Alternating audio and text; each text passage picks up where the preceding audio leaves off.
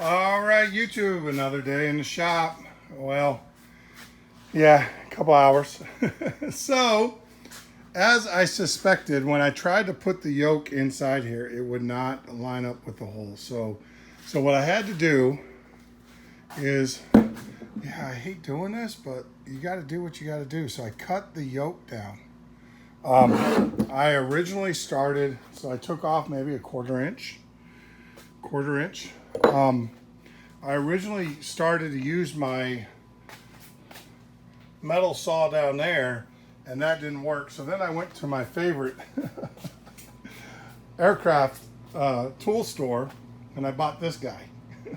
So it's a band saw for cutting metal. So and it worked. It actually worked really well. It for a Harbor Freight special. It yeah. So it worked. So I cut it down, and everything is beautiful. God, what a mess. Thank God I ain't moving anytime soon, because this is a disaster. So I was able to get this cut down. I'll show you my concern. Reason why I had to cut it down is when you put the yoke in, it would clear with that piece on there, but see where the rivet holes line up? It was about that far out, so I wasn't able to crimp the thing. So I had to cut it so I can slide this back and get the sets over the holes that I want to rivet. So that was done, and it works great. Well, I don't know. I gotta rivet it. The other thing too is make sure, I did notice, you have to countersink this gas flange. The flange here, make sure that when you countersink it, that you countersink it deep enough that everything lays flat. Mine was a little bit high, a little bit proud. There's a little bit gap. There's still a little gap in there, but that's because of the metal.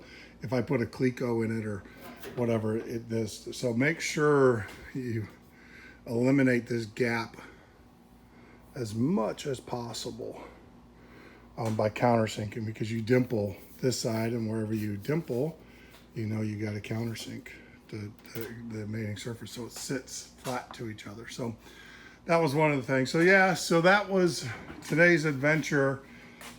Obviously I didn't get done what I wanted to get done today, but we're getting it done right, and that is the key.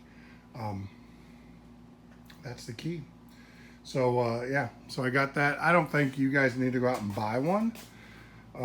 You might be able to go to a metal shop or a welder and have them cut that yoke for you, if that's what you choose to do. A lot cheaper than buying one of these. I bought one because I am going to be building, I got to be cutting some tubing and stuff like that with it for welding up the exhaust system. I'm building my own exhaust, and I'm doing some other things, so I needed that saw anyways for those things, plus other stuff.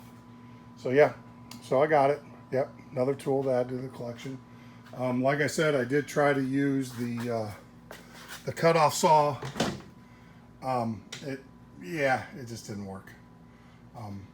So yeah, so that's about it. I do have the bench grinder. I can grind that up or grind it down to make it look a little bit better, repaint it, which I'll probably do. I'll round those edges off and everything. But yeah, this is my special yoke for doing the gas flanges. It's amazing, right? Got one tool to do one job, but it's a job worth doing, and it's a job worth doing right.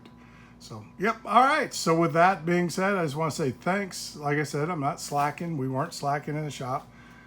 Just got in here and got a little curveball thrown at us, so we had to adapt and overcome. So like always, be well, be safe, and may God bless you.